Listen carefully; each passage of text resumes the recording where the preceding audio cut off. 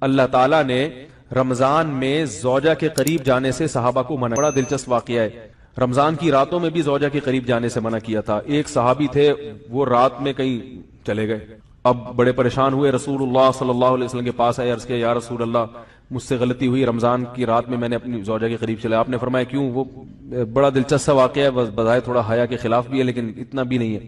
وہ کہہ رہے میری زوجہ کہیں پانی بھرنے کے لیے جا رہی تھی، ان کی پنڈلی کھلی تو میری نظر بیوی کی پنڈلی پر پڑی اور میں بس پاگل ہو گیا بیوی کے عشق میں۔ میں یہ اس لیے بیان کر رہا ہوں کہ جو لوگ نظر کی حفاظت کرتے ہیں وہ بیوی کے عشق میں پاگل ہوتے ہیں۔ جو دن رات انٹرنیٹ پر پنڈلیاں دیکھتے رہتے ہیں انہیں بیوی کی پنڈلی بھی کیا شکل بھی اچھی نہیں لگتی ان کو۔ بد نظری کا یہ عذاب ہے، وبال ہے کہ جو اللہ نے گھر میں آپ کے لیے بٹھائی ہے وہ آپ کو اچھی نہیں لگے گی۔ تو نظر کی حفاظت کیا کرو، اس سے آپ کو اپنی بیوی سے عشق ہوگا، محبت ہوگی۔ بات آ رہی ہے سمجھ میں؟ تو اب دیکھو کیسا روزے کی حالت ہے، رمضان میں پابندی ہے، اسلام میں حکم تھا جو رمضان میں بیوی سے ہم بھی طریقہ کا 60 روزے لگاتار رکھنے پڑیں گے، کتنا بڑا جرم، لیکن صحابی سے برداشت نہیں ہوا، صرف زوجہ کے پاؤں پہ نظر پڑی ہے۔ تو وہ کیسے بیوی سے محبت کرتے ہوں گے اور وہ بیوی کے بغیر رہ سکتے ہوں گے؟ اور آج لوگوں کے فون آتے ہیں ہماری بیگم جس دن میکے جاتی ہے اتنی خوشی ہے، ایسا اچھا سا فیل ہوتا ہے، ایسا عجیب سا محسوس ہو رہا ہوتا ہے جیسے آزاد ہو گئے۔ تو میں کہتا ہوں ظاہر ہے اب تمہیں موقع مل گیا کنڈی لگانے کا، ٹھیک ہے نا، اور آنکھ مٹکے کرنے کا، تو خوش تو ہوگے۔ تو یہ بھی ایک عذاب ہے جو لبرل لوگ نے جس عذاب میں ڈالا ہوا ہے نا، اس میں عورت کے حقوق نہیں ہے، عورت کے حقوق نظر کی حفاظت میں اور عورت کے پردہ کرنے میں ہے۔ جب مرد باہر نکلے گا سب پردے میں ہوں گی تو آئے گا کس کے پاس؟ بیگم کے پاس ہی آئے گا۔ تو اتنے منہ کالا کرنے کے راستے کھول دیے ہیں تو ظاہر ہے پھر کامیاب ازدواجی زندگی نہیں ہوتی۔ تو نبی کے پاس آئے، عرض کیا یا رسول اللہ میں برداشت نہیں کر پایا، تو آپ مسکرا دیے۔ تو وہ نبی کے پاس گئے، یا رسول اللہ ایسے ہوا، مجھ سے غلطی ہو گئی۔ تو آپ نے فرمایا کیوں؟ فرمایا ایسا ہو گیا تھا۔ تو آپ صلی اللہ علیہ وسلم نے فرمایا 60 روزے رکھو لگاتار۔ انہوں نے فرمایا ایک کی طاقت نہیں ہے، اس میں یہ ہو گیا 60 کیسے رکھوں گا، نہیں ہے طاقت 60۔ آپ نے فرمایا ٹھیک ہے پھر 60 غریبوں کو 2 ٹائم کا کھانا کھلاؤ۔ فرمایا اس کی بھی طاقت، بولو بھائی، نہیں۔ اتنے میں ایک صحابی لائے کوئی چیز صدقہ کرنے کے لیے، تو آپ نے فرمایا چلو اصل حکم تو یہی ہے کہ 60 روزے یا پھر 60 غریبوں کا کھانا، وہ نہیں تو چلو فی الحال ان کو تنبیہ کے لیے کچھ ان سے صدقہ کروا لیتا ہوں۔ فرمایا چلو یہ فلاں خیرات کی ایک چیز لے کر آئے ہیں، تم یہ لے کے غریبوں میں بانٹ دو۔ انہوں نے فرمایا مجھ سے زیادہ غریب پورے مدینہ میں بھائی کوئی بھی نہیں۔ آپ صلی اللہ علیہ وسلم مسکرانے لگے، فرمایا جاؤ کھاؤ اور بچوں کو کھلاؤ۔ واہ بھائی غلطی بھی ہوئی اور گھر میں راشن بھی آ گیا۔ تو اس کے بعد قرآن کی آیت نازل ہوئی کہ احل لکم لیلۃ الصیام الرفث الی نسائکم ہن لباس لکم وانتم لباس لہن علم اللہ انکم کنتم تختانون انفسکم فتاب علیکم وعفى عنکم فالآن باشروہن وابتغوا ما کتب اللہ لکم۔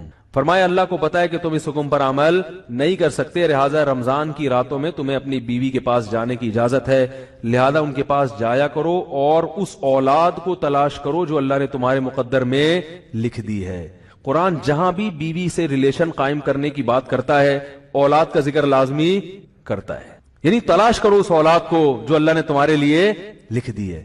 ما کتب اللہ لکم، ما کتب اللہ علیکم نہیں ہے، علا کا مطلب تمہارے خلاف، لکم کا مطلب تمہارے فائدے کے لیے، لام عربی میں نفع کے لیے آتا ہے، علا عربی میں ضرر اور نقصان کے لیے آتا ہے۔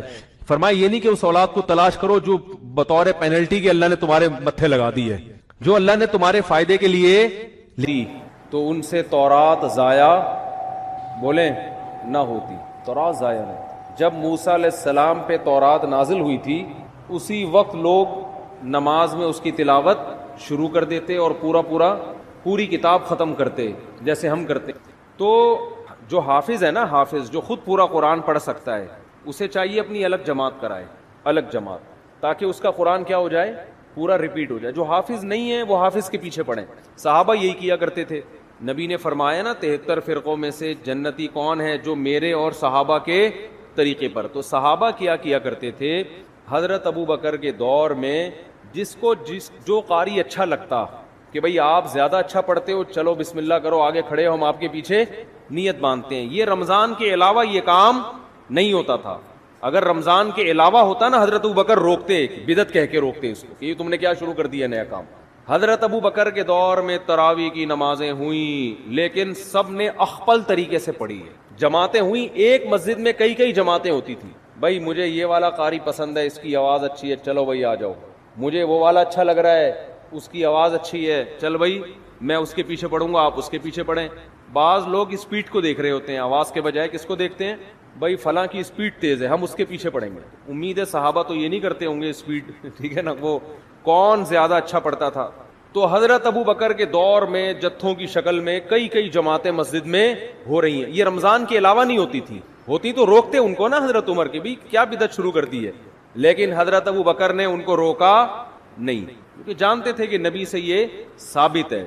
حضرت عمر رضی اللہ تعالی عنہ کا دور آیا، آپ رمضان میں مسجد میں آئے رات کے وقت، دیکھا کوئی ادھر نماز پڑھ رہا ہے جماعت سے، کوئی ادھر پڑھ رہا ہے، کوئی ادھر پڑھ رہا ہے، ایک رونق مسجد میں۔ حضرت عمر نے فرمایا کہ یہ ایک امام کے پیچھے جمع ہو جائیں تو کتنا اچھا ہو۔ ہر آدمی اخپل طریقے سے کیوں پڑھ رہا ہے بھائی؟ مسجد میں کیا ہونا چاہیے؟ بولو، ایک امام، ایک بڑی جماعت ہو نا، کیونکہ نبی صلی اللہ علیہ وسلم نے رمضان کی راتوں میں جو 3 دن تراویح پڑھی، وہ مسجد کو ایک رونق دی ہے، اور وہ ایک امام تھے اور ان کے پیچھے سب نے نماز پڑھی ہے۔ تو مسجد کی رونق اس میں ہے کہ ہر آدمی اخپل طریقے سے کسی امام کے پیچھے نماز پڑھنے کے بجائے ایک امام کے پیچھے بولو نماز پڑھے۔ وہ دن اور آج کا دن مسجد حرام میں بھی اور مسجد نبوی میں بھی ایک ہی امام کے پیچھے تراویح ہوتی چلی آ رہی ہے۔ جتنی رکعتیں حضرت عمر نے حکم دیا تھا نا امام کو پڑھائے، نہ ان رکعتوں میں کمی بیشی ہوئی اور نہ اس طریقے میں کمی بیشی ہوئی جو طریقہ حضرت عمر نے شروع کیا تھا۔ اب اس میں علماء 2 حصوں میں بڑھ گئے۔ بعض علماء نے کہا کہ حضرت عمر رضی اللہ تعالی عنہ نے جو ایک امام کے پیچھے لوگوں کو جمع کیا تو اصل حکم یہ نہیں تھا، اصل یہ تھا کہ ہر آدمی اپنی الگ جماعت کرا سکتا ہے۔ لہذا ان علماء نے کہا، جیسے کہ بعض سعودی عرب کے علماء کی رائے ہے کہ آج بھی تراویح میں مسجد میں 2 جماعتیں جائز ہیں۔ یہ بعض علماء کی رائے ہے کہ بھئی حضرت ابو بکر کے دور میں کتنی جماعتیں ہوتی تھیں؟ بہت سی جماعتیں ہوتی تھیں، لیکن جمہور کا قول یہ ہے، جس میں حنفی بھی شامل ہیں، حنفیہ، کہ ٹھیک ہے ہوتی تھیں، لیکن جب حضرت عمر نے اس کو ختم کر دیا اس سسٹم کو، اور باقی تمام خلفائے راشدین نے، حضرت عثمان، حضرت علی نے دوبارہ وہ 2 جماعتیں شروع، 2 یا زیادہ جماعتیں نہیں بلکہ ایک امام کے پیچھے، تو اب حضرت عمر کے فیصلے کے بعد ایک مسجد میں تراویح کی 1 سے زیادہ جماعتیں جائز بولو نا نہیں ہیں۔ کیوں جائز نہیں ہے؟ رسول اللہ صلی اللہ علیہ وسلم نے فرمایا، علیکم بسنتی وسنت الخلفاء الراشدین المہدیین، کہ میری اور خلفائے راشدین کی سنت کو لازم پکڑو۔ بات سمجھ میں نہیں آ رہی میرا خیال ہے۔ تو جنہوں نے خلفائے راشدین کی سنت کو نبی کے کہنے پہ لازم پکڑا، وہ مسجد میں کتنی جماعتیں کرتے ہیں؟ ایک، اور اس میں رونق بھی ہے۔ اور بعد کے خلفائے راشدین نے حضرت عمر کے اس کارنامے کو بہت سراہا۔ حضرت علی رضی اللہ تعالی عنہ ایک دفعہ مسجد نبوی میں نکلے رمضان میں، دیکھا ایک امام کے پیچھے لوگ تراویح پڑھ رہے ہیں، فرمایا اللہ عمر کی قبر کو نور سے بھر دے، کما قال، کہ اس نے ہماری مسجدوں کو رونق بخش دی۔ مجمع بڑا ہو گیا نا، تو اس میں مسجد میں کیا ہوتی ہے؟ رونق۔ ہر آدمی اخپل طریقے سے پڑھ رہا ہو، 2 ادھر پڑھ رہے ہو، 2 ادھر، ان کی آوازیں بھی آپس میں کیا ہوں گی؟ ٹکرائیں گی، پھر لوگوں میں بحث بھی ہوگی، وہ والا زیادہ اچھا پڑھ رہا ہے، وہ اس کی اسپیڈ بہت تیز ہے، آ جا ادھر آ جا، ہوتا ہے نا ایسے ہمارے یہاں تو یہ پھڈا شروع ہو جاتا ہے نا، ابے وہ آدھے گھنٹے میں ایسے پورا اسپیڈ سے بھاگا ہے، تو ابھی کیا کر رہا ہے؟ مسجدوں میں نا یہ مقابلے ہوتے ہیں، تمہارے یہاں تراویح کتنے بجے ختم ہوتی ہے؟ کہتے 10 بجے، ابے تمہارے یہاں 10، ہمارے یہاں تو 9:45 پہ ختم ہو جاتی ہے۔ ایسا فخر کرتے ہیں جیسے 15 منٹ بچا کے پتہ نہیں یہ کیا کوئی بزنس کریں گے، کروڑوں روپے کمائیں گے اس میں۔ تو بہت صحابہ کرام مسجدوں کو کیا کر دیا کرتے تھے؟ بھر دیا۔ انہوں نے نام نہیں دیا اس کو تراویح کا، لیکن وہ یہ جانتے تھے کہ یہ ایک ایسی نماز ہے جو رمضان کے ساتھ خاص ہے، اس اسٹائل میں ہوگی، اتنی رکعتیں ہوں گی۔ پھر بعد میں اسلاف نے اس کو تراویح کا نام دے دیا کہ بھئی الگ نام دے دو۔ نام دینے پر نہ اللہ کی طرف سے کوئی پابندی، نہ گورنمنٹ کی طرف سے۔ نام کیوں دیا تراویح کا، وہ میں بیانات میں بہت دفعہ بتاتا رہتا ہوں۔ ترویحہ 4 رکعتوں کے بعد ان کی عادت تھی تھوڑا آرام کرنے کی، تو 4 رکعتوں کو ایک ترویحہ کہا، اور تراویح کئی دفعہ 4 رکعتیں، اس لیے 8 رکعتوں پر تو یہ لفظ بیٹھتا ہی نہیں ہے۔ پھر حضرت علی رضی اللہ تعالی عنہ جب کوفہ چلے گئے، جب حضرت عمر نے تراویح شروع کروائی نا، تو مکہ میں، بصرہ میں، کوفہ میں، دمشق میں یہ خبریں پھیلنا شروع ہو گئی، بھئی خلیفہ راشد نے سب کو ایک امام کے پیچھے جمع کر دیا ہے. پوری دنیا میں صحابہ جہاں جہاں بھی گئے رمضان میں سارے مسجدوں میں آ کے جماعت سے نماز شروع کرتے. حضرت علی رضی اللہ تعالی عنہ رمضان کا چاند نظر آتے ہی کوفہ میں اپنے گھر والوں کو بھی، بچوں کو بھی، اپنے ازواج کو بھی، عورتوں کو بھی لے کے مسجد میں آیا کرتے تھے. ان کے شاگرد بھی، صحابہ بھی یہ کیا کرتے تھے. حالانکہ عام طور پر صحابہ کرام خواتین کو مسجد میں نماز پڑھنے کی ترغیب بولو نہیں دیتے، کیونکہ یہ جائز تھا مگر ترغیب نہیں تھی اس کی کہ مسجد میں آئیں. ترغیب یہی تھی کہ وہ جماعت سے نماز مسجد میں پڑھنے کے بجائے کہاں نماز پڑھیں؟ گھر میں. لیکن ہم اسلاف میں یہ دیکھتے ہیں کہ تراویح کی نمازوں میں اسلاف میں ہمیں یہ عمل ملتا ہے کہ وہ اپنی عورتوں کو بھی مسجد میں لایا کرتے تھے. بعض لوگ اس پر اشکال کرتے ہیں، عورتوں کے ساتھ بچے بھی ہوتے ہیں اور شور کرتے ہیں، وہ یوں کرتے ہیں. وہ آج بھی کچھ شکایتیں آئی ہیں. انتظامیہ کا جو بھی فیصلہ ہوگا وہ آپ کو کل سنا دیا جائے گا کہ خواتین کو لانے کی یہاں اجازت ہے یا نہیں ہے. وہ انتظامیہ کے کندھے پہ رکھ کے ہی میں بندوق چلاؤں گا. ان کا کہنا یہ ہے کہ بھئی وہ عورتوں کے ساتھ بچے آتے ہیں، شور کرتے ہیں، تو لہذا وہ کل نہ آئیں خواتین. ہمارے یہاں تو آج تراویح میں آئی ہیں نا، تو کل سے نہ آئیں. انتظامیہ کا یہ قول ہے، ٹھیک ہے نا. تو مجھ سے مشورہ نہیں لیا، میں اپنا مشورہ دے دیتا، میں اپنی رائے تھوپتا نہیں. میں مشورہ یہ دیتا کہ نبی صلی اللہ علیہ وسلم کے دور میں جو خواتین مسجد میں نماز پڑھنے آتی تھیں تو بچے بھی گود میں ہوتے تھے، وہ روتے بھی تھے، اور آپ صلی اللہ علیہ وسلم ان بچوں کی وجہ سے ان خواتین کو ڈانٹ کے بھگاتے نہیں تھے، بلکہ ان بچوں کی رعایت میں نماز مختصر کر دیتے تھے تاکہ ماں کو تکلیف نہ ہو.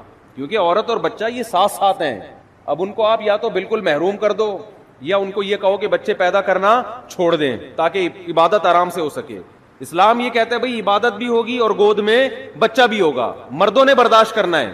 نہیں یاری بات میرا خیال. آپ بھی کسی کے بچے تھے کہ نہیں تھے؟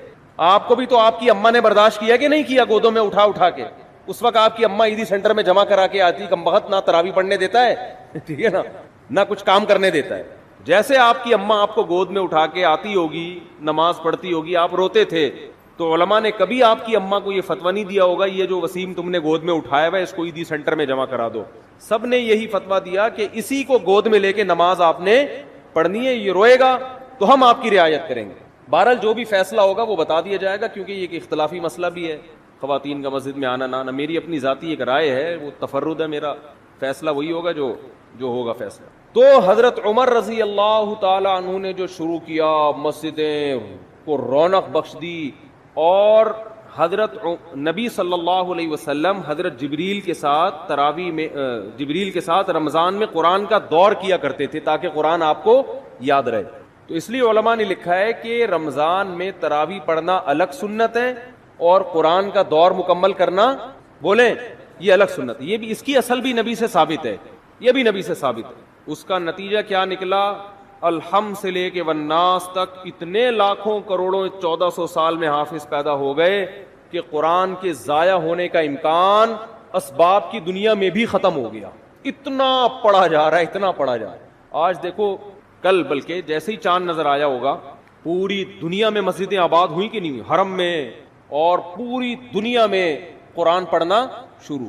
دنیا میں کوئی کتاب ایسی ہے جس کو اللہ نے اتنی عزت دی؟ تو میرا مائک صحیح نہیں ہے، مجھے آج بولنے میں بڑی تکلیف ہو رہی ہے. کل تک صحیح نہیں ہوا تو آپ خراب ہو جاؤ گے، یہ بتا دو. کل تک اگر مائک صحیح نہیں ہوا تو مائک ٹھیک ہو یا نہ ہو یہ خراب ہو جائیں گے، آپ نوٹ کر لیں، ٹھیک ہے نا. تو جب چیخنا پڑتا ہے نا تو میرے پھر دماغ پہ زور نہیں ہوتا کہ کیا بولنا ہے، پھر گلے پہ زیادہ زور ہوتا ہے. جب انسان کمفرٹ ہو کے بات کرتا ہے نا تو اس کے دل میں نکات بھی آتے ہیں، زبان بھی کھلتی ہے، علمی باتیں بھی ہوتی ہیں، نصیحت کی باتیں بھی ہوتی ہیں، اور آواز ہی نہ آ رہی ہو، چیخنے پہ زیادہ زور لگا ہوا ہو تو ساری انرجی تو چیخنے پہ خرچ ہو گئی نا، سوچنے پہ تو خرچ ہی نہیں ہو رہی. تو بغیر سوچے جب کوئی بولے گا ڈھنگ کی بات کرے گا، وہ کہاں کرے گا ڈھنگ کی بات؟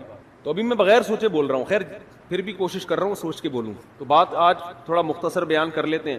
تو یہ دنیا کی واحد کتاب ہے جسے اللہ نے اتنی عزت دی ہے، اتنی عزت دی ہے کہ آج بھی دنیا میں کسی کتاب کو اس کا 1000واں حصہ بھی عزت نہیں ملی. 1000واں حصہ بھی. آج اگر کوئی غیر مسلم پوچھتا ہے کہ تمہارے پاس کیا دلیل ہے کہ یہ اللہ کا کلام ہے، ہم اسے کہتے ہیں بتاؤ قرآن مجید کی جو عربی ہے نا، یہ 1400 سال پرانی زبان ہے.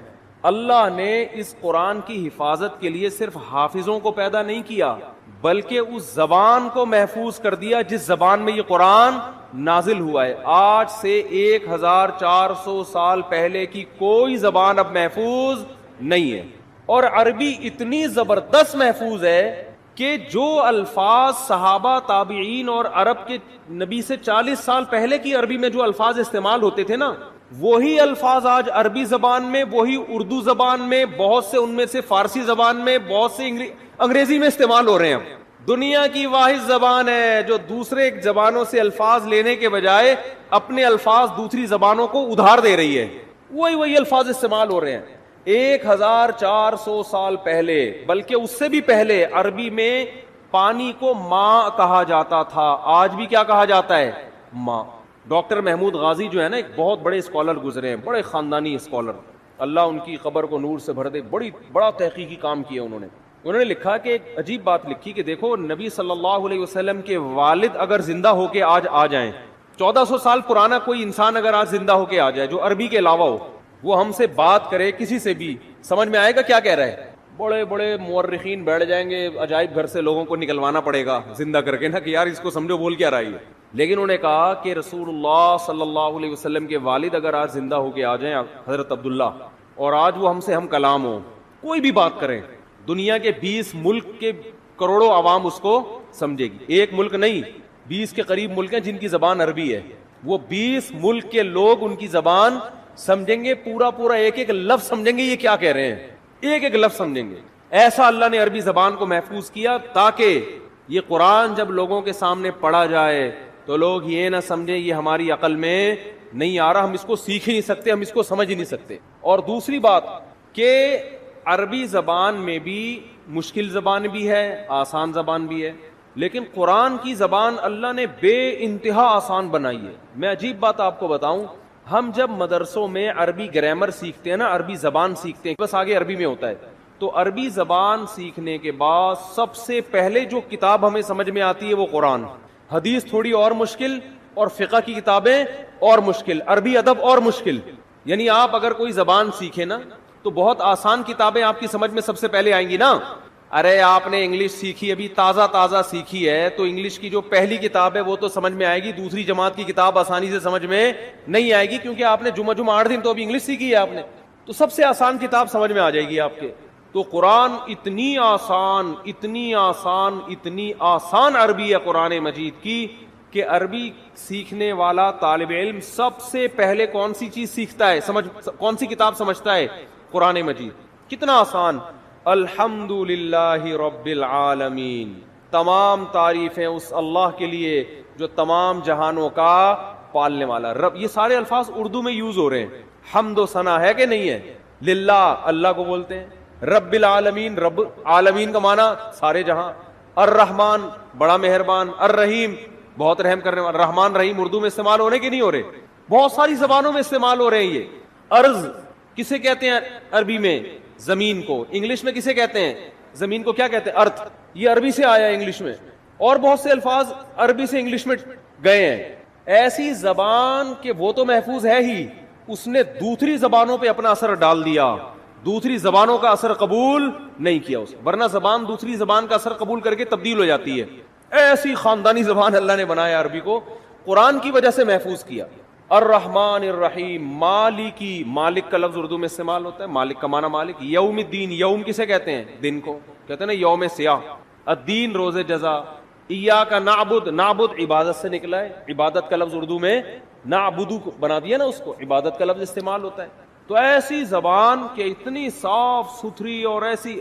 ایک انگریز نے یہ بات لکھی ہے، بڑی خاندانی بات، اس کو نوٹ کر لیں. اس نے یہ کہا ہے، گورے کی بات ہے، مجھے موقع ملا میں اس کا حوالہ پیش کروں گا، کہ اگر کوئی شخص یہ چاہتا ہے کہ لوگ اس کی تحقیق سے 1000 سال بعد بھی اس طرح فائدہ اٹھائیں جیسے آج اٹھا رہے ہیں، تو وہ کتاب اگر لکھنا چاہتا ہے تو ایسی کتاب میں اس کے لیے عربی کے علاوہ اس کے پاس کوئی آپشن نہیں ہے. نہیں آ رہی بات؟ یعنی آپ یہ چاہتے ہیں نا کہ آپ کی کتاب 1000 سال بعد بھی لوگ سمجھیں، تو عربی زبان کے علاوہ کسی اور کتاب میں آپ کسی اور زبان میں آپ ایسی کتاب نہیں لکھ سکتے. اور یہ بالکل صحیح کہا انگریز نے. اس نے یہ بات کی ہے کہ عربی میں 1000 سال پہلے کی جو کتابیں ہیں نا، جو لکھی گئی ہیں، 1200 سال پہلے جو کتابیں لکھی گئی ہیں، چاہے وہ سائنس کے موضوع پر ہوں، چاہے وہ دین کے موضوع پر ہوں، چاہے وہ فزکس کے موضوع پر ہو, جو مسلمان سائنسدان ہے. البیرونی نہیں تھا فلکیات, ماہر فلکیات تھا 800 سال پہلے البیرونی. اس نے کرو ٹریگنومیٹری کی بنیاد رکھی ہے. جتنی کرو ٹریگنومیٹری ہے نا آج گورے جو استعمال کرتے ہیں, یہ ساری البیرونی سائنسدان کی ایکویشنز ہیں. تو ہمارے شیخ حضرت مفتی رشید احمد صاحب نے البیرونی کی کتابیں پڑھ کے کرو ٹریگنومیٹری سیکھی ہے, اور پوری کیلکولیشن کرنا یہاں بیٹھے بیٹھے قبلہ کہاں ہے, اور جو کرو ٹریگنومیٹری بہت مشکل ہوتی ہے اس کی ایکویشنز. تو وہ 700 سال پہلے کے سائنسدان کی کتاب پڑھ کے انہوں نے عربی وہ ٹریگنومیٹری سیکھی ہے. لیکن 700 سال پہلے انگلش میں لکھی ہوئی کوئی کتاب آج سمجھ میں آ سکتی ہے کیا؟ پتہ نہیں اس وقت انگلش تھی بھی کہ نہیں تھی, کوئی اور زبان ہوگی جو بعد میں جا کے انگلش میں کنورٹ ہوئی ہے. حتیٰ کہ گوروں نے جو 150-200 سال پہلے انگلش میں کتابیں لکھی ہیں, آج انگلش سیکھنے والے جو انگلش جاننے والے لوگ ہیں ان کو 150-200 سال پرانی انگلش سمجھنے میں اچھی خاصی مشکل ہوتی ہے, اور 100 سال کے بعد وہ ان کی عقل سے بالکل اوپر کی چیزیں ہو جائیں گی. کیا خاندانی زبان ہے یار. اس نے کہا کہ بھائی آپ نے عربی میں جو 1000 سال پہلے کی کتابیں, ہم قدوری جو پڑھتے ہیں نا فقہ کی کتاب, وہ تقریباً 1100 سال پرانی کتاب ہے, لیکن طالب علم بڑے آرام سے پڑھتا ہے. وہ تاریخ کی جو کتابیں عربی میں لکھی گئی ہیں 1300 سال پہلے کی کتابیں ہیں. 1300 سال پہلے بھی جو ہے نا جو ہسٹری لکھی گئی ہے جو 100 سال کے کام ہوئے تھے. محمد ابن اسحاق مشہور مورخ ہے, وہ تقریباً 1300 سال پہلے کتابیں لکھ کر گیا تاریخی. غزوہ بدر, غزوہ احد, یہ ہوا, پھر وہ تو بہت قریبی زمانہ تھا نا نبی کے دور کا. وہ کتابیں آج ایسے سمجھ میں آتی ہے 2 اور 2 4 کی طرح. تو بتاؤ 1300 سال پرانی کوئی زبان ہے جو آج سمجھ میں آئے؟ تو اس انگریز نے لکھا کہ عربی وہ واحد زبان ہے کہ آپ اگر اپنی سائنسی تحقیقات عربی میں لکھیں گے تو آپ کی ان تحقیقات سے 1000 سال بعد بھی فائدہ اٹھایا جا سکے گا. اور اس نے یہ اعتراف کیا ہے کہ انگلش میں اگر آپ وہ کتابیں لکھیں گے تو 200, 250, 300, 400, 500 سال کے بعد کوئی ضمانت نہیں ہے کہ لوگ وہ کتاب سمجھ ہو سکتا ہے دنیا میں 2-4 اس کے ماہرین ہوں, باقی کوئی نہیں سمجھے گا. کیونکہ انگلش بھی بہت تیزی کے ساتھ بولو چینج ہو رہی ہے, بہت تیزی سے چینج ہو رہی ہے. ہم دیکھتے ہیں 15-20 سال پہلے کے انگلش کے کچھ الفاظ چینج ہو چکے ہیں, اب کچھ اور بن چکے ہیں وہ. اور وہ یہ تو نیچرل ہے نا. اردو کتنی چینج ہو چکی ہے. آپ مرزا غالب کو لے کر آئیں, سمجھ میں آئے گا کیا بول رہے ہو بھائی؟ پہلے اس نے مس کہا, پھر تک کہا, پھر بل کہا, اس طرح ظالم نے مستقبل کے ٹکڑے کر دیے. یہ تو چلو سمجھ میں آ رہا ہے. انگشت بدنداں رہ گیا میں. مرزا غالب تو اس طرح کی باتیں کیا کرتے تھے نا, نہیں سمجھ میں. اور 100 سال کے بعد یہ ہمارے جتنے یوٹیوب پہ بیان چل رہے ہیں نا, کسی کی کھوپڑی میں لوگ بولیں گے 100 سال پہلے مفتی طارق مسعود گزرے تھے, کیا کہہ رہے ہیں؟ لوگ کہیں گے یار اتنی گاڑی اردو, استغفر اللہ. اس وقت اردو آدھی ہوگی, آدھی انگلش ہوگی, آدھی کچھ اور مل کے پتہ نہیں یہ باقی رہ گیا یا کوئی نئی زبان بن چکی ہو. تو یہ معجزہ ہے قرآن کا کہ اللہ نے اپنے کلام کو محفوظ کرنے کے لیے ایک قوم کے کلام کو محفوظ کر دیا. اللہ نے کہا تم وہ خوش قسمت ہو کہ تمہاری زبان میں قرآن نازل کر رہا ہوں, تمہارے اندر صلاحیت ہو یا نہ ہو, لیکن تمہاری زبان کو میں کیا کر دوں گا, ہمیشہ کے لیے محفوظ. آج وہی قرآن الحمد سے لے کے شروع کیا جاتا ہے اور والناس پہ ختم. اور عزت کتنی دی اللہ نے اس کتاب کو. چند باتیں کر کے بس بیان ختم کرتا ہوں. آج مائک ٹھیک نہیں ہے, چیخنا بہت پڑ رہا ہے, کھوپڑی گھومتی ہے پھر اس سے نا. کہ دنیا میں کوئی کتاب ہے جس کے ٹائٹل پہ رائٹر کا نام لکھا ہوا نہ ہو. ہے بھائی, ہر کتاب کے ٹائٹل پہ کیا ہوتا ہے, رائٹر کا نام. حتیٰ کہ بائبل پر بھی رائٹر کا نام لکھا ہوا ہوتا ہے. قرآن وہ واحد کتاب ہے جس کے ٹائٹل پہ رائٹر کا نام بولو نہیں ہے. اس لیے کہ اس کا رائٹر کون ہے, اور رائٹر بھی نہیں ہے اللہ متکلم ہے. اللہ نے یہ لکھی نہیں ہے, اللہ نے کلام کیا. یہ اور عزت دے دی اللہ نے اس کو. کلام کیا, جبریل سے کلام کیا, اور جبریل کے ذریعے اپنا کلام نبی کے قلب پہ نازل کیا. ایسا اللہ جب کلام کرتا تھا نا ہمارے نبی صلی اللہ علیہ وسلم کے قلب پہ, اس کلام کو جو اللہ کی ذات سے نکلا ہوا کلام, اس کو جب ہمارے نبی کے دل پہ نازل کرتا تھا, آپ صلی اللہ علیہ وسلم کو شدید سردی میں سخت ترین پسینہ آتا تھا. آج جو ہم نے آیت پڑھی ہے نا کہ کلوا واشربوا حتی یتبین لکم الخیط الابیض من الخیط الاسود من الفجر, پہلے یہ آیت نازل ہوئی کہ تم صبح سحری کے وقت تک کھا سکتے ہو جب تک سفید دھاگا کالے دھاگے سے جدا نہ ہو جائے. اصل میں اللہ تعالیٰ یہ بتا رہے تھے کہ اتنی روشنی ہو جائے کہ سفید اور کالے دھاگے میں فرق تمہیں نظر آنا شروع ہو جائے. یہ جب ہوتا ہے جب مشرق کی طرف سورج کی روشنی ایسے لمبائی میں پھیلنا شروع ہوتی ہے. اب صحابی کی سمجھ میں ہی نہیں آیا, وہ سمجھے کہ اس آیت کا یہی مطلب ہے کہ کالا دھاگا اور سفید دھاگا, حالانکہ یہ کنایا تھا کہ صبح صادق ہو جائے. تو وہ صحابی جو تھے نا وہ یہ لے کے بیٹھ گئے اور دھاگوں میں فرق کرنے لگے. تو جب فرق کرنے لگے تو پریشان ہوئے, نبی صلی اللہ علیہ وسلم کے پاس آئے کہ اللہ کے کلام کا مطلب کیا ہے. تو آپ صلی اللہ علیہ وسلم پر اللہ نے ایک لفظ نازل کیا چھوٹا سا, کلوا واشربوا حتی یتبین لکم الخیط الابیض من الخیط الاسود, کہ رات یعنی کالا دھاگا سفید دھاگے سے جدا ہو جائے یعنی فجر کا وقت ہو جائے. تو یعنی فجر اتنا لفظ نازل کیا اللہ نے, من الفجری کا لفظ. اور امی عائشہ فرماتی ہیں کہ اتنا سا لفظ جب نبی پہ نازل ہوا تو شدید سردی میں آپ صلی اللہ علیہ وسلم کے پسینہ ٹپکنا شروع, ایسے نچڑنا شروع. ہم سمجھ گئے کہ آپ پر کیا نازل ہو رہی ہے, وہی.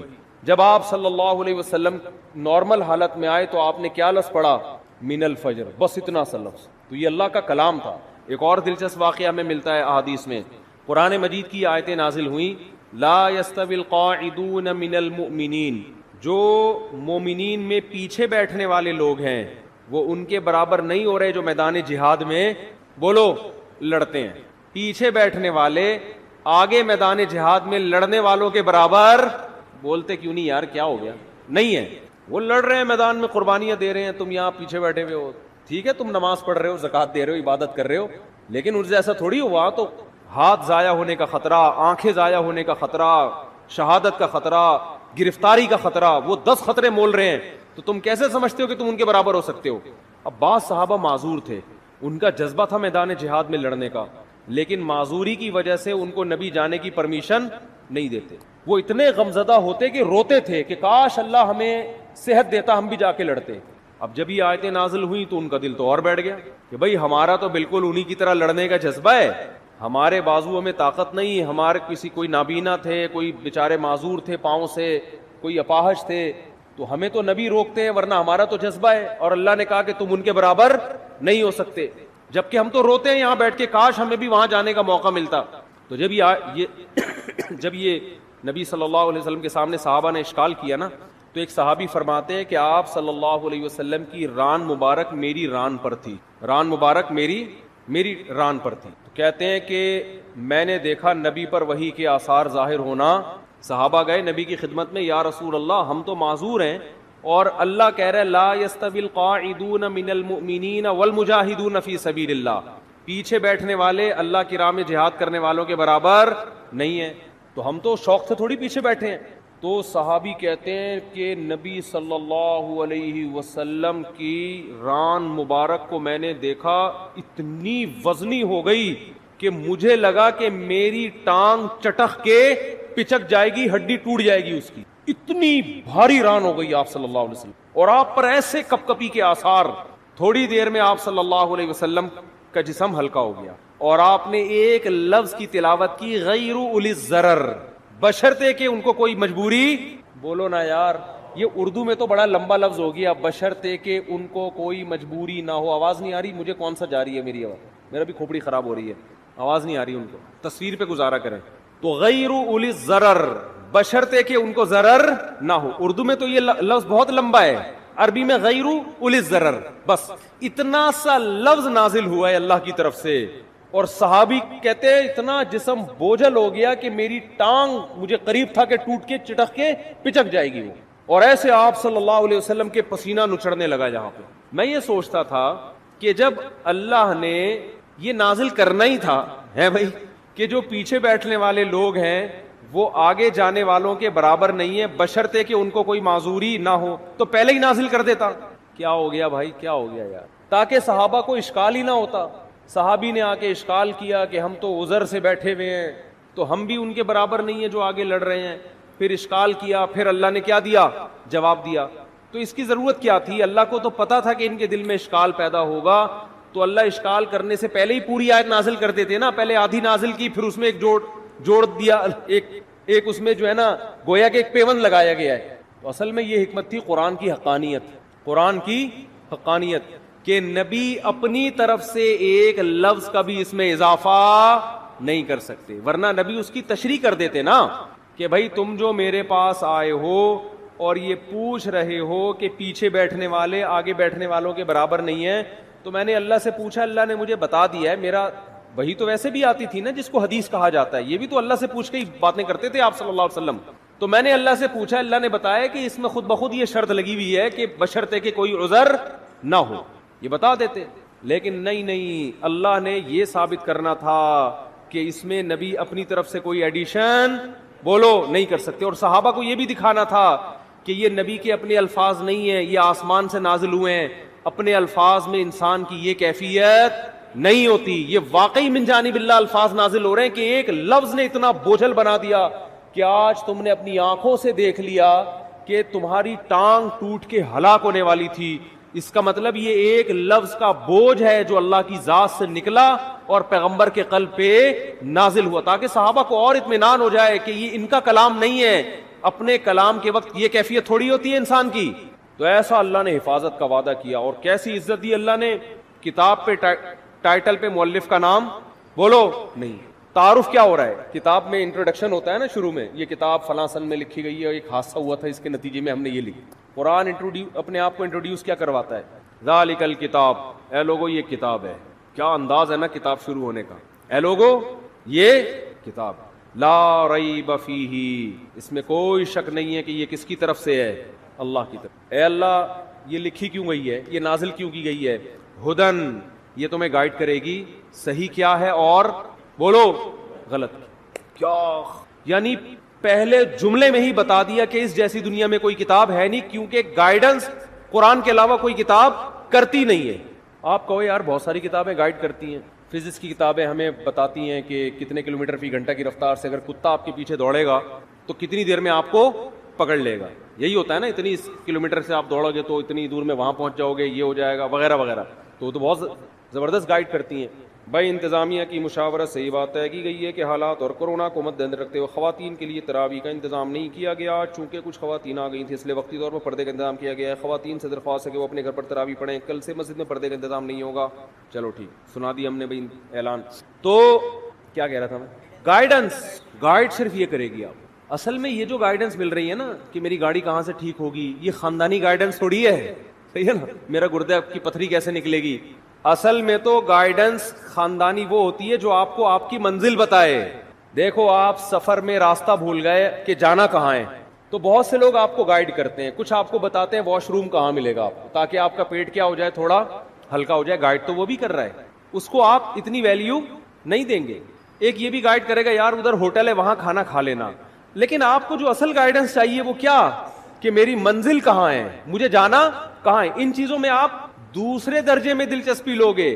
پہلے آپ اس فکر میں لگے رہو گے کہ مجھے منزل کا پتہ چل جائے, میں نے جانا کہاں ہے. مثال کے طور پر آپ جا رہے ہو پشاور کی طرف, راستہ بھول گئے, اب آپ سب سے زیادہ فکر اس کی نہیں کرو گے کہ واش روم کہاں ہے, ہوٹل کہاں ہے, پانی کہاں سے ملے گا, چائے کا گٹکا کہاں سے ملے گا, نسوار کی دکانیں کہاں آئیں گی, گٹکے کی کہاں آئیں گی. سب سے پہلے کھوپڑی میں مسلط ہوگا آپ کے بھائی جان پشاور کا راستہ یہ ہے بھی کہ نہیں ہے. ایسا نہ ہو میں الٹا جا رہا ہوں اور پشاور کے بجائے اور دور ہوتا چلا جاؤں, میرا سفر کیا ہو جائے گا, ڈبل ہو جائے گا. سب سے پہلے انسان کو یہ فکر ہوتی ہے کہ میری منزل کہاں ہے, مجھے جانا کہاں ہے.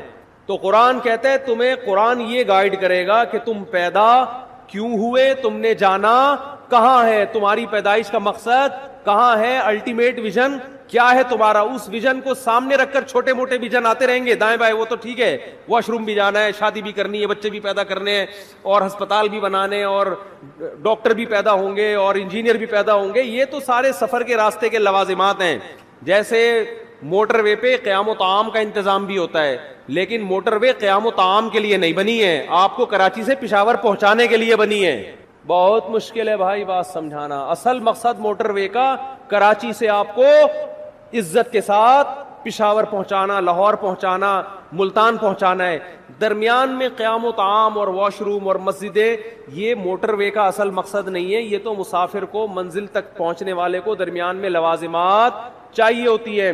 تو قرآن کے علاوہ جتنی کتابیں ہیں وہ آپ کو آپ کی ضرورت کے معاملے میں گائیڈ کرتی ہیں کہ گاڑی پنچر ہو جائے تو وہاں سے جڑوان. لوگ آپ کو گائیڈ کر رہے ہوتے ہیں, میکینک اس کے وہاں سے ملیں گے, انجن آئل کتنے دن میں تبدیل ہوگا, آپ کا اپنے پھیپھڑے کب خراب ہوں گے, کورونا سے کیسے بچنا ہے, ویکسین آ گئی ہے کہ نہیں آ گئی ہے. یہ قیام و طعام ہے درمیان میں, ٹھیک ہے نا. قرآن آپ کو بتائے گا کہ جس زندگی کی موٹر وے پہ تم چل رہے ہو تو اس موٹر وے میں تمہارا اصل ہدف کہاں ہے اور کتنے کلومیٹر کے بعد تم نے دائیں مڑنا ہے اور کتنے کلومیٹر کے بعد تم نے بائیں مڑنا ہے. بہت مشکل ہے ماموں بات سمجھانا. آج کل ہم جب چھوٹے بچے تھے نا تو جب بات سمجھ میں آئی تھی اس کو ماموں کہتے تھے. ہم کیا کہتے تھے اس کو؟ ماموں. ماموں بات سمجھ لیا, سمجھا. ماموں اس لیے کہ پیار سے نا, کہ تجھے بڑا بھی بنا رہا ہوں میں.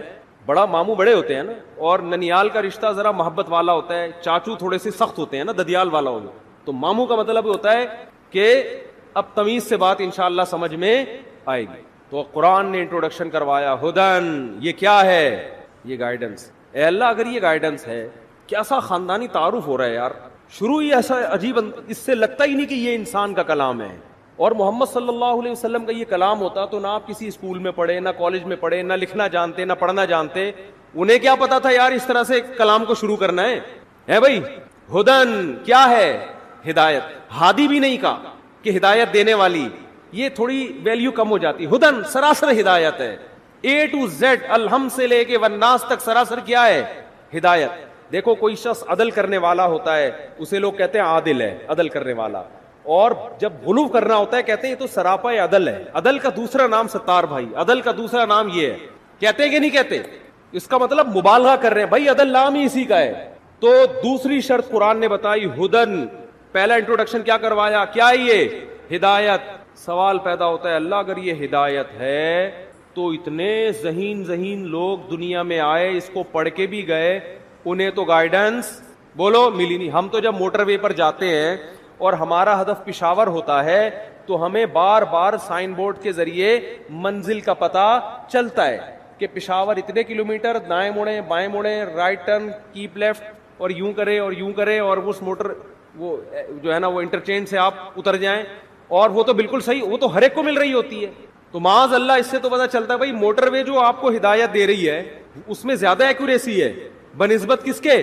قرآن کے. کیونکہ یہاں تو بہت سے لوگ پڑھتے ہیں, کخ بھی فائدہ نہیں ہوتا.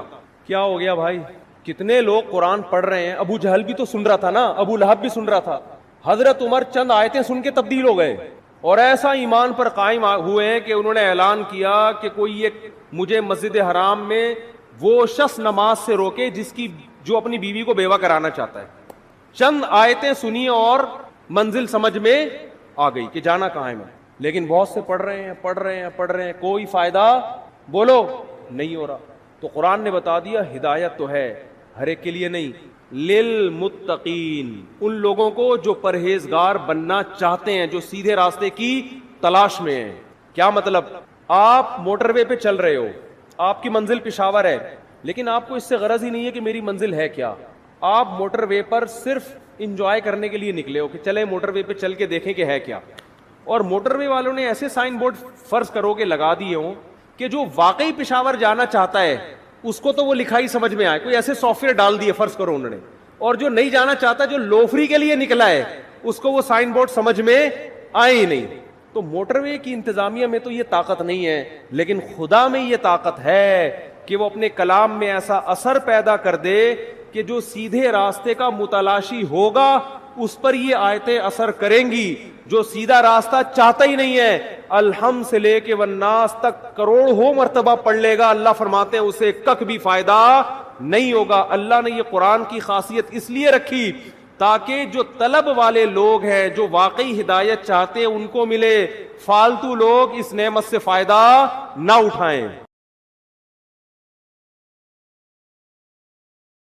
اس کو جو قاری اچھا لگتا کہ بھئی آپ زیادہ اچھا پڑھتے ہو, چلو بسم اللہ کرو, آگے کھڑے ہو, ہم آپ کے پیچھے نیت باندھتے ہیں. یہ رمضان کے علاوہ یہ کام نہیں ہوتا تھا.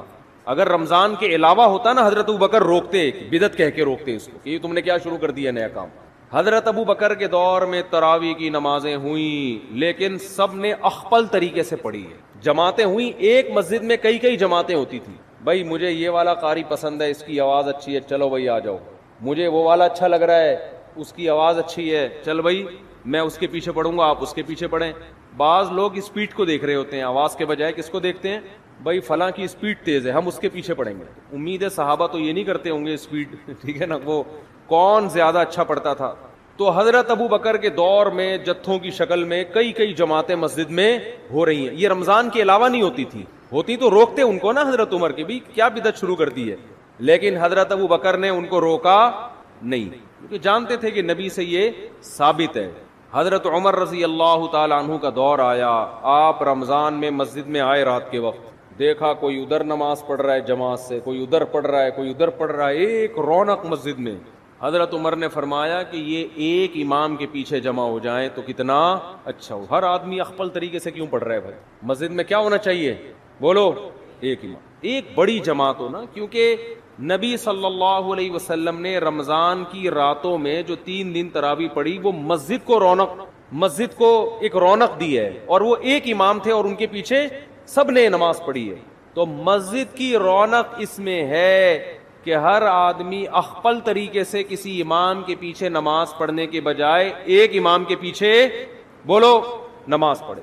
وہ دن اور آج کا دن مسجد حرام میں بھی اور مسجد نبوی میں بھی ایک ہی امام کے پیچھے تراویح ہوتی چلی آ رہی ہے۔ جتنی رکعتیں حضرت عمر نے حکم دیا تھا نا امام کو پڑھائے، نہ ان رکعتوں میں کمی بیشی ہوئی اور نہ اس طریقے میں کمی بیشی ہوئی جو طریقہ حضرت عمر نے شروع کیا تھا۔ اب اس میں علماء 2 حصوں میں بڑھ گئے۔ بعض علماء نے کہا کہ حضرت عمر رضی اللہ تعالی عنہ نے جو ایک امام کے پیچھے لوگوں کو جمع کیا تو اصل حکم یہ نہیں تھا، اصل یہ تھا کہ ہر آدمی اپنی الگ جماعت کرا سکتا ہے۔ لہذا ان علماء نے کہا، جیسے کہ بعض سعودی عرب کے علماء کی رائے ہے کہ آج بھی تراویح میں مسجد میں 2 جماعتیں جائز ہیں۔ یہ بعض علماء کی رائے ہے کہ بھئی حضرت ابو بکر کے دور میں کتنی جماعتیں ہوتی تھیں؟ بہت سی جماعتیں ہوتی تھیں۔ لیکن جمہور کا قول یہ ہے، جس میں حنفی بھی شامل ہیں، حنفیہ، کہ ٹھیک ہے ہوتی تھیں، لیکن جب حضرت عمر نے اس کو ختم کر دیا اس سسٹم کو، اور باقی تمام خلفائے راشدین نے، حضرت عثمان، حضرت علی نے دوبارہ وہ 2 جماعتیں شروع، 2 یا زیادہ جماعتیں نہیں بلکہ ایک امام کے پیچھے، تو اب حضرت عمر کے فیصلے کے بعد ایک مسجد میں تراویح کی 1 سے زیادہ جماعتیں جائز بولو نا نہیں ہے۔ کیوں جائز نہیں ہے؟ رسول اللہ صلی اللہ علیہ وسلم نے فرمایا، علیکم بسنتی وسنت الخلفاء الراشدین المہدیین، کہ میری اور خلفائے راشدین کی سنت کو لازم پکڑو۔ بات سمجھ میں نہیں آ رہی میرا خیال ہے۔ تو جنہوں نے خلفائے راشدین کی سنت کو نبی کے کہنے پہ لازم پکڑا، وہ مسجد میں کتنی جماعتیں کرتے ہیں؟ ایک، اور اس میں رونق بھی ہے۔ اور بعد کے خلفائے راشدین نے حضرت عمر کے اس کارنامے کو بہت سراہا۔ حضرت علی رضی اللہ تعالی عنہ ایک دفعہ مسجد نبوی میں نکلے رمضان میں، دیکھا ایک امام کے پیچھے لوگ تراویح پڑھ رہے ہیں، فرمایا اللہ عمر کی قبر کو نور سے بھر دے، کما قال، کہ اس نے ہماری مسجدوں کو رونق بخش دی۔ مجمع بڑا ہو گیا نا، تو اس میں مسجد میں کیا ہوتی ہے؟ رونق۔ ہر آدمی اخپل طریقے سے پڑھ رہا ہو، 2 ادھر پڑھ رہے ہو، 2 ادھر، ان کی آوازیں بھی آپس میں کیا ہوں گی؟ ٹکرائیں گی۔ پھر لوگوں میں بحث بھی ہوگی، وہ والا زیادہ اچھا پڑھ رہا ہے، وہ اس کی اسپیڈ بہت تیز ہے، آ جا ادھر آ جا، ہوتا ہے نا ایسے۔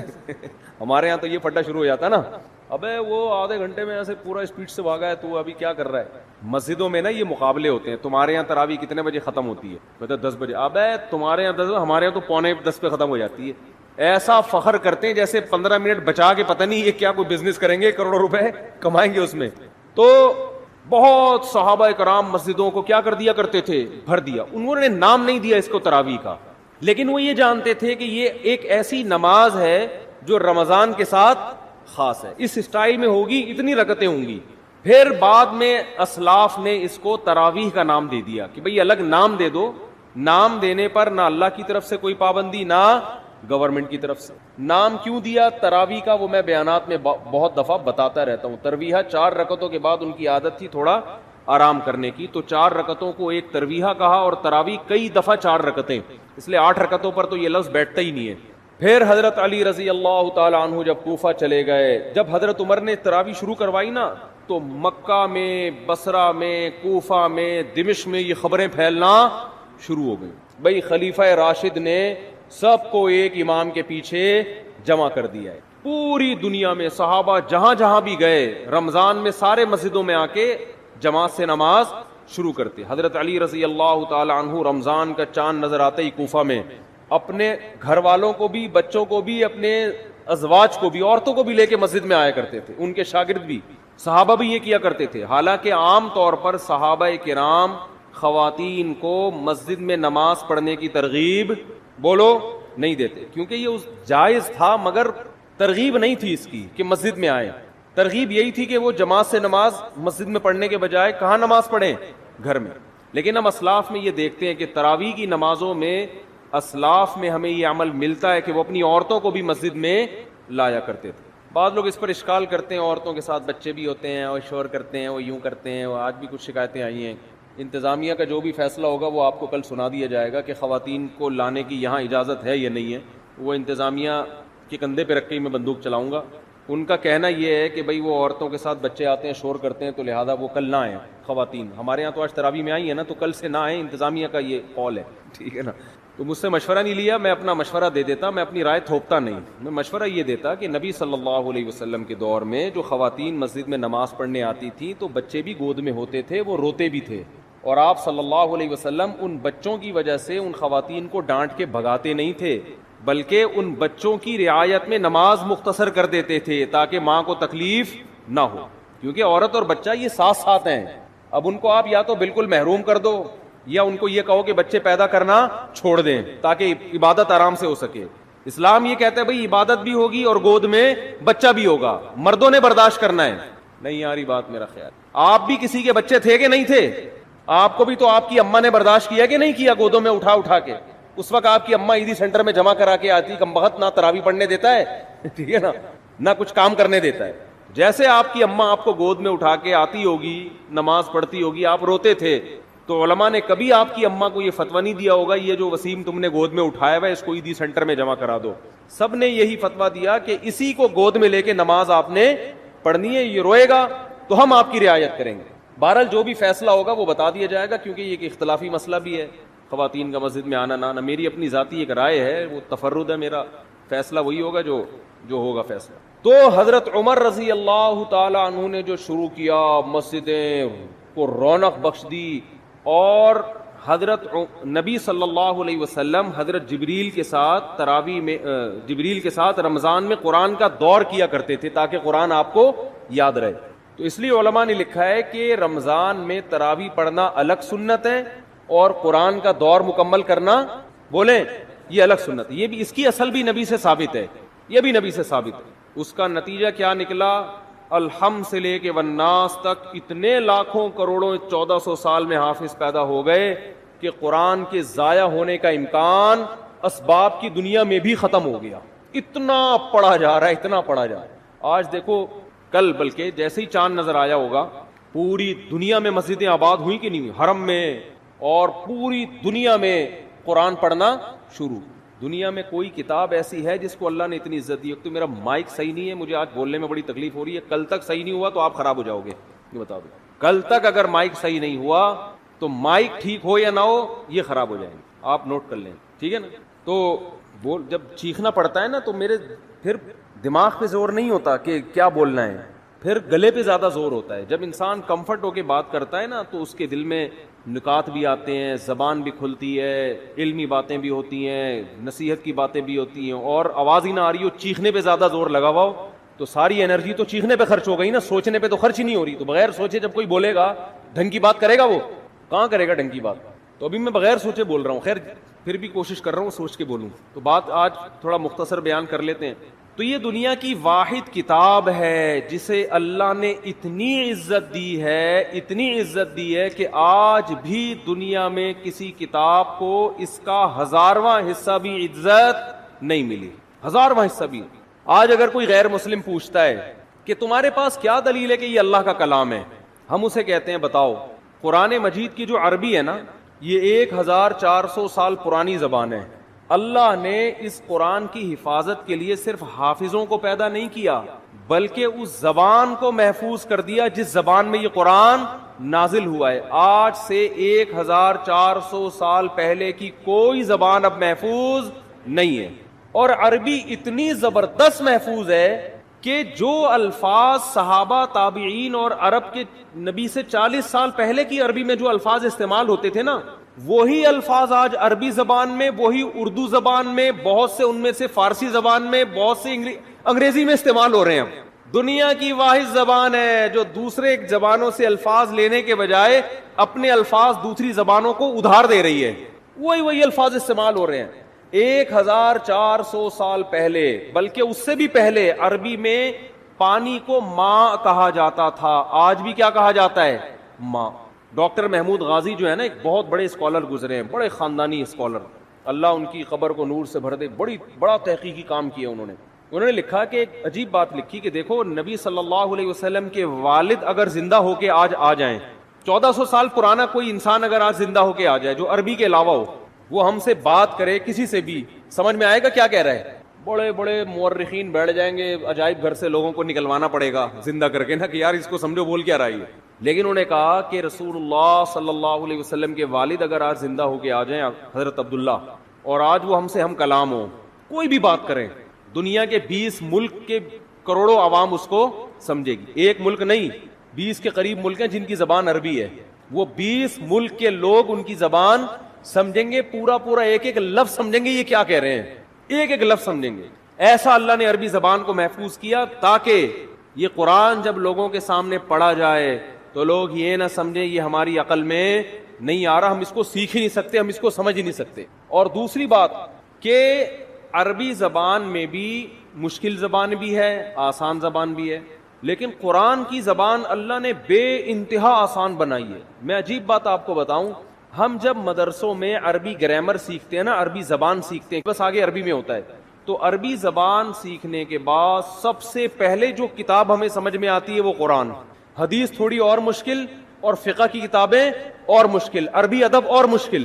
یعنی آپ اگر کوئی زبان سیکھیں نا تو بہت آسان کتابیں آپ کی سمجھ میں سب سے پہلے آئیں گی نا.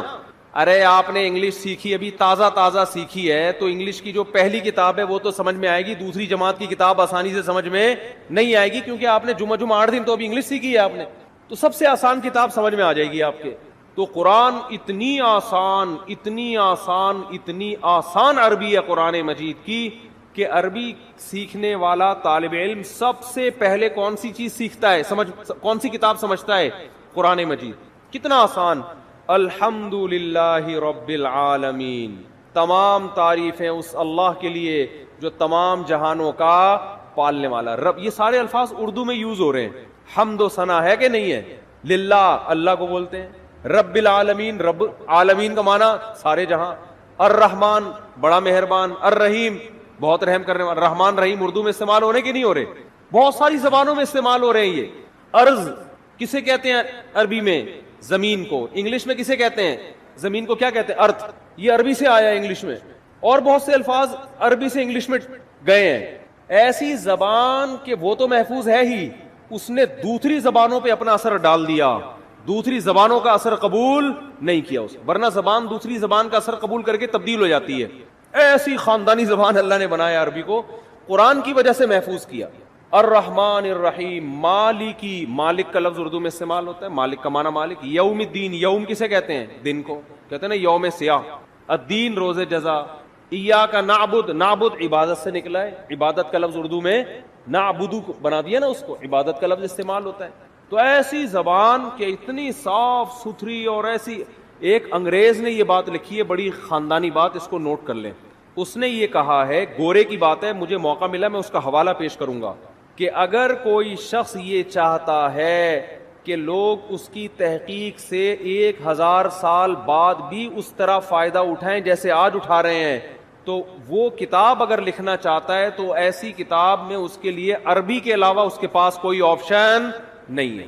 نہیں آ رہی بات؟ یعنی آپ یہ چاہتے ہیں نا کہ آپ کی کتاب 1000 سال بعد بھی لوگ سمجھیں، تو عربی زبان کے علاوہ کسی اور کتاب میں آپ ایسی کسی اور زبان میں آپ ایسی کتاب نہیں لکھ سکتے. اور یہ بالکل صحیح کہا انگریز نے. اس نے یہ بات کی ہے کہ عربی میں 1000 سال پہلے کی جو کتابیں ہیں نا، جو لکھی گئی ہیں، 1200 سال پہلے جو کتابیں لکھی گئی ہیں، چاہے وہ سائنس کے موضوع پر ہوں، چاہے وہ دین کے موضوع پر ہوں، چاہے وہ فزکس کے موضوع پر ہو، جو مسلمان سائنسدان ہے. البیرونی نہیں تھا فلکیات، ماہر فلکیات تھا 800 سال پہلے البیرونی.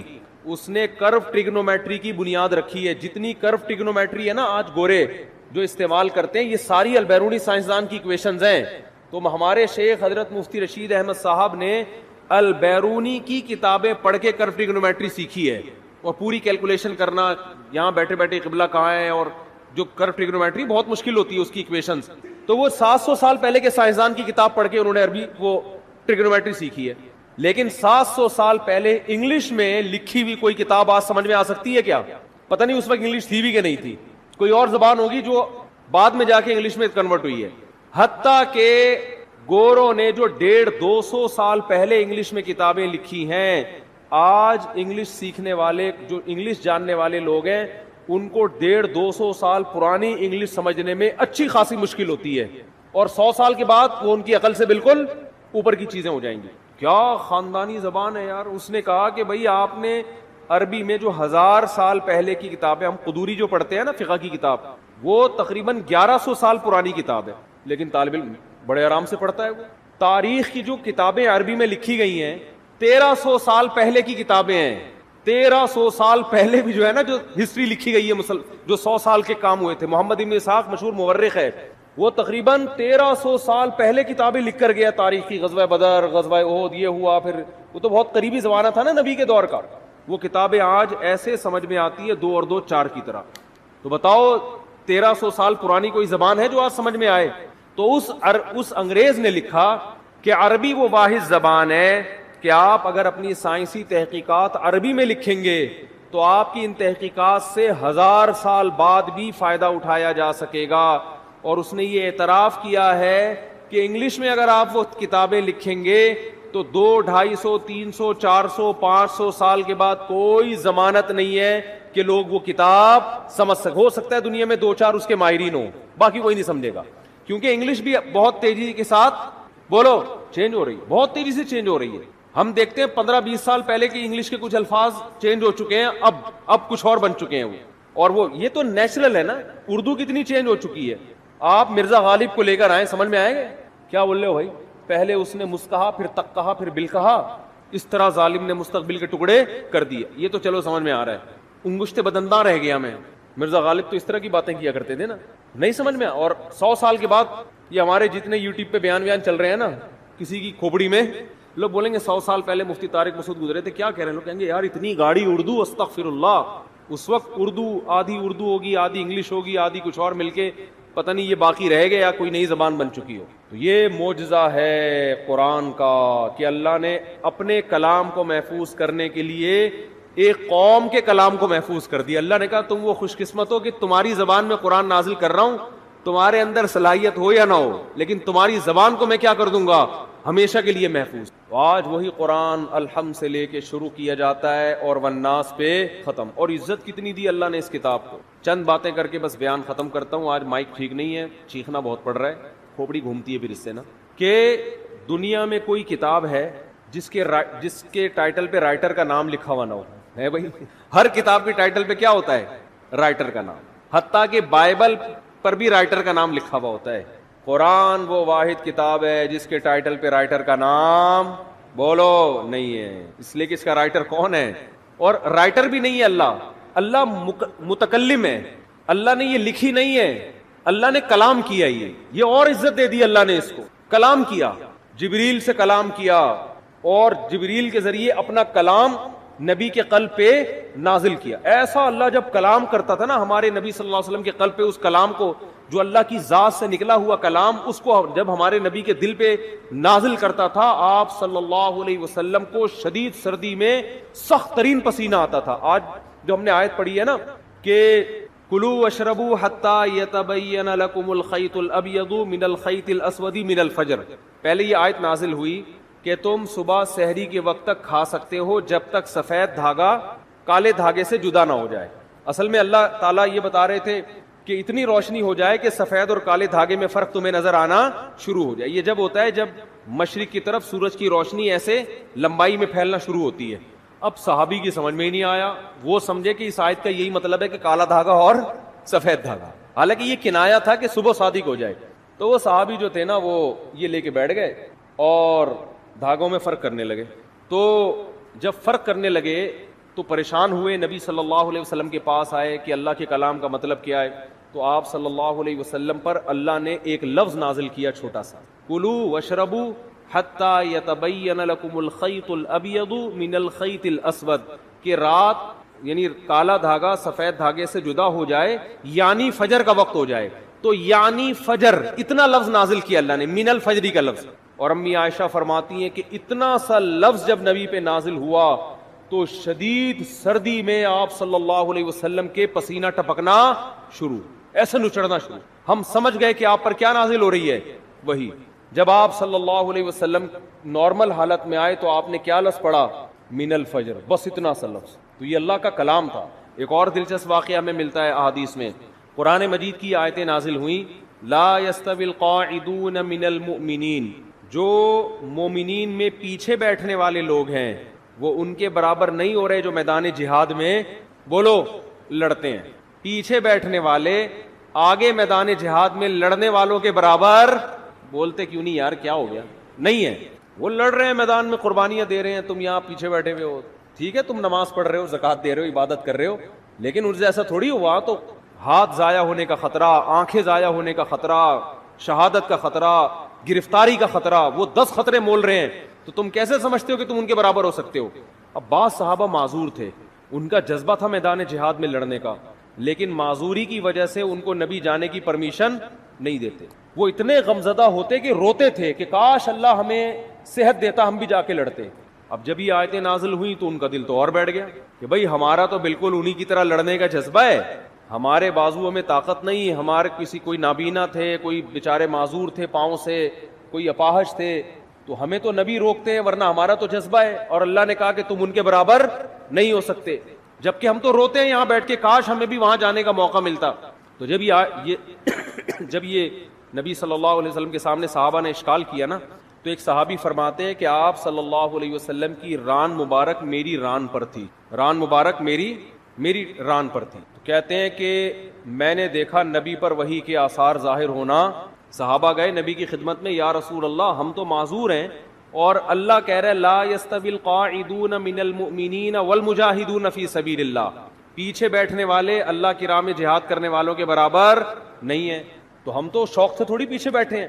تو صحابی کہتے ہیں کہ نبی صلی اللہ علیہ وسلم کی ران مبارک کو میں نے دیکھا، اتنی وزنی ہو گئی کہ مجھے لگا کہ میری ٹانگ چٹک کے پچک جائے گی، ہڈی ٹوٹ جائے گی اس کی، اتنی بھاری ران ہو گئی آپ صلی اللہ علیہ وسلم. اور آپ پر ایسے کپ کپی کے آثار، تھوڑی دیر میں آپ صلی اللہ علیہ وسلم کا جسم ہلکا ہو گیا. اور آپ نے ایک لفظ کی تلاوت کی، غیر اولی الضرر، بشرطے کہ ان کو کوئی مجبوری، بولو نا یار، یہ اردو میں تو بڑا لمبا لفظ ہو گیا، بشرطے کہ ان کو کوئی مجبوری نہ ہو. آواز نہیں آ رہی مجھے، کون سا جاری ہے میری آواز؟ میرا بھی کھوپڑی خراب ہو رہی ہے، آواز نہیں آ رہی ان کو، تصویر پہ گزارا کریں.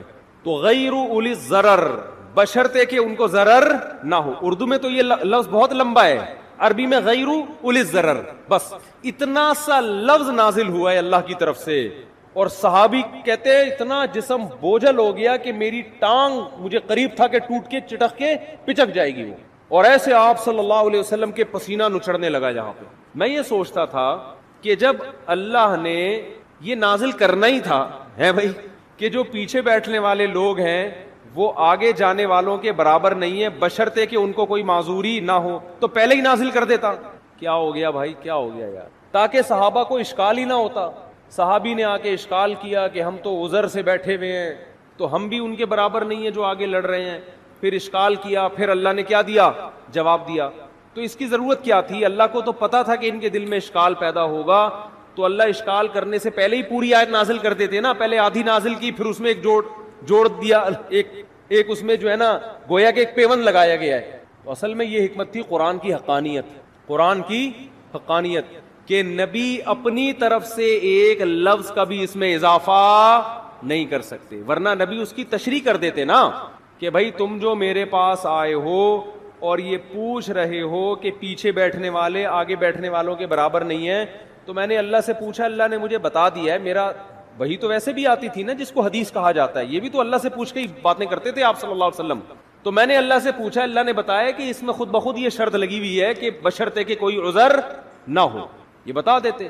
لیکن نہیں، اللہ نے یہ ثابت کرنا تھا کہ اس میں نبی اپنی طرف سے کوئی ایڈیشن بولو نہیں کر سکتے، اور صحابہ کو یہ بھی دکھانا تھا کہ یہ نبی کے اپنے الفاظ نہیں ہیں، یہ آسمان سے نازل ہوئے ہیں. اپنے الفاظ میں انسان کی یہ کیفیت نہیں ہوتی، یہ واقعی من جانب اللہ الفاظ نازل ہو رہے ہیں کہ ایک لفظ نے اتنا بوجھل بنا دیا کہ آج تم نے اپنی آنکھوں سے دیکھ لیا کہ تمہاری ٹانگ ٹوٹ کے ہلاک ہونے والی تھی. اس کا مطلب یہ ایک لفظ کا بوجھ ہے جو اللہ کی ذات سے نکلا اور پیغمبر کے قلب پہ نازل ہوا, تاکہ صحابہ کو اور اطمینان ہو جائے کہ یہ ان کا کلام نہیں ہے. اپنے کلام کے وقت یہ کیفیت تھوڑی ہوتی ہے انسان کی. تو ایسا اللہ نے حفاظت کا وعدہ کیا, اور کیسی عزت دی اللہ نے. کتاب پہ ٹائٹل پہ مؤلف کا نام بولو نہیں, تعارف کیا ہو رہا ہے. کتاب میں انٹروڈکشن ہوتا ہے نا شروع میں, یہ کتاب فلاں سن میں لکھی گئی ہے, ایک حادثہ ہوا تھا, اس کے نتیجے میں ہم نے یہ لکھی. قرآن اپنے آپ کو انٹروڈیوس کیا کرواتا ہے, ذالک الکتاب, اے لوگو یہ کتاب ہے. کیا انداز ہے نا کتاب شروع ہونے کا, اے لوگو یہ کتاب, لا ریب فیہ, اس میں کوئی شک نہیں ہے کہ یہ کس کی طرف سے ہے, اللہ کی طرف. اے اللہ یہ لکھی کیوں گئی ہے, یہ نازل کیوں کی گئی ہے. ہدن, یہ تمہیں گائیڈ کرے گی صحیح کیا ہے اور بولو غلط کیا. یعنی پہلے جملے میں ہی بتا دیا کہ اس جیسی دنیا میں کوئی کتاب ہے نہیں, کیونکہ گائیڈنس قرآن کے علاوہ کوئی کتاب کرتی نہیں ہے. آپ کہو یار بہت ساری کتابیں گائیڈ کرتی ہیں, فزکس کی کتابیں ہمیں بتاتی ہیں کہ کتنے کلومیٹر فی گھنٹہ کی رفتار سے اگر کتا آپ کے پیچھے دوڑے گا تو کتنی دیر میں آپ کو پکڑ لے گا. یہی ہوتا ہے نا, اتنی کلومیٹر سے آپ دوڑو گے تو اتنی دور میں وہاں پہنچ جاؤ گے, یہ ہو جائے گا وغیرہ وغیرہ. تو بہت زبردست گائیڈ کرتی ہیں. بھائی انتظامیہ کی مشاورت سے یہ بات طے کی گئی ہے کہ حالات اور کورونا کو مد نظر رکھتے ہوئے خواتین کے لیے تراویح کا انتظام نہیں کیا گیا. چونکہ کچھ خواتین آ گئی تھیں اس لیے وقتی طور پر پردے کا انتظام کیا گیا ہے. خواتین سے درخواست ہے کہ وہ اپنے گھر پر تراویح پڑھیں. کل سے مسجد میں پردے کا انتظام نہیں ہوگا. چلو ٹھیک, سنا دی ہم نے بھائی اعلان. تو کیا کہہ رہا تھا میں, گائیڈنس, گائیڈ صرف یہ کرے گی آپ. اصل میں یہ جو گائیڈنس مل رہی ہے نا کہ میری گاڑی کہاں سے ٹھیک ہوگی, یہ خاندانی گائیڈنس تھوڑی ہے, صحیح ہے نا, میرا گردے کی پتھری کیسے نکلے گی. اصل میں تو گائیڈنس خاندانی وہ ہوتی ہے جو آپ کو آپ کی منزل بتائے. دیکھو آپ سفر میں راستہ بھول گئے کہ جانا کہاں ہے, تو بہت سے لوگ آپ کو گائیڈ کرتے ہیں. کچھ آپ کو بتاتے ہیں واش روم کہاں ملے گا آپ کو, تاکہ آپ کا پیٹ کیا ہو جائے, تھوڑا ہلکا ہو جائے. گائیڈ تو وہ بھی کر رہا ہے, اس کو آپ اتنی ویلیو نہیں دیں گے. ایک یہ بھی گائیڈ کرے گا یار ادھر ہوٹل ہے وہاں کھانا کھا لینا. لیکن آپ کو جو اصل گائیڈنس چاہیے وہ کیا, کہ میری منزل کہاں ہے, مجھے جانا کہاں ہے. ان چیزوں میں آپ دوسرے درجے میں دلچسپی لوگے. پہلے آپ اس فکر میں لگے رہو گے کہ مجھے منزل کا پتہ چل جائے, میں نے جانا کہاں ہے. مثال کے طور پر آپ جا رہے ہو پشاور کی طرف, راستہ بھول گئے. اب آپ سب سے زیادہ فکر اس کی نہیں کرو گے کہ واش روم کہاں ہے, ہوٹل کہاں ہے, پانی کہاں سے ملے گا, چائے کا گٹکا کہاں سے ملے گا, نسوار کی دکانیں کہاں آئیں گی, گٹکے کی کہاں آئیں گی. سب سے پہلے کھوپڑی میں مسلط ہوگا آپ کے بھائی جان پشاور کا راستہ یہ ہے بھی کہ نہیں ہے. ایسا نہ ہو میں الٹا جا رہا ہوں اور پشاور کے بجائے اور دور ہوتا چلا جاؤں, میرا سفر کیا ہو جائے گا, ڈبل ہو جائے گا. سب سے پہلے انسان کو یہ فکر ہوتی ہے کہ میری منزل کہاں ہے, مجھے جانا کہاں ہے. تو قرآن کہتا ہے تمہیں, قرآن یہ گائیڈ کرے گا کہ تم پیدا کیوں ہوئے, تم نے جانا کہاں ہے, تمہاری پیدائش کا مقصد کہاں ہے, الٹیمیٹ ویژن کیا ہے تمہارا. اس ویژن کو سامنے رکھ کر چھوٹے موٹے ویژن آتے رہیں گے دائیں بائیں, وہ تو ٹھیک ہے, واش روم بھی جانا ہے, شادی بھی کرنی ہے, بچے بھی پیدا کرنے ہیں, اور ہسپتال بھی بنانے, اور ڈاکٹر بھی پیدا ہوں گے, اور انجینئر بھی پیدا ہوں گے. یہ تو سارے سفر کے راستے کے لوازمات ہیں. جیسے موٹر وے پہ قیام و طعام کا انتظام بھی ہوتا ہے, لیکن موٹر وے قیام و طعام کے لیے نہیں بنی ہے, آپ کو کراچی سے پشاور پہنچانے کے لیے بنی ہے. بہت مشکل ہے بھائی بات سمجھانا. اصل مقصد موٹر وے کا کراچی سے آپ کو عزت کے ساتھ پشاور پہنچانا, لاہور پہنچانا, ملتان پہنچانا ہے. درمیان میں قیام و طعام اور واش روم اور مسجدیں, یہ موٹر وے کا اصل مقصد نہیں ہے. یہ تو مسافر کو منزل تک پہنچنے والے کو درمیان میں لوازمات چاہیے ہوتی ہے. تو قرآن کے علاوہ جتنی کتابیں ہیں وہ آپ کو آپ کی ضرورت کے معاملے میں گائیڈ کرتی ہیں کہ گاڑی پنچر ہو جائے تو وہاں سے جڑوانا. لوگ آپ کو گائیڈ کر رہے ہوتے ہیں, میکینک اس کے وہاں سے ملیں گے, انجن آئل کتنے دن میں تبدیل ہوگا, آپ کا اپنے پھیپھڑے کب خراب ہوں گے, کورونا سے کیسے بچنا ہے, ویکسین آ گئی ہے کہ نہیں آ گئی ہے. یہ قیام و طعام ہے درمیان میں, ٹھیک ہے نا. قرآن آپ کو بتائے گا کہ جس زندگی کی موٹر وے پہ تم چل رہے ہو تو اس موٹر وے میں تمہارا اصل ہدف کہاں ہے, اور کتنے کلومیٹر کے بعد تم نے دائیں مڑنا ہے, اور کتنے کلومیٹر کے بعد تم نے بائیں مڑنا ہے. بہت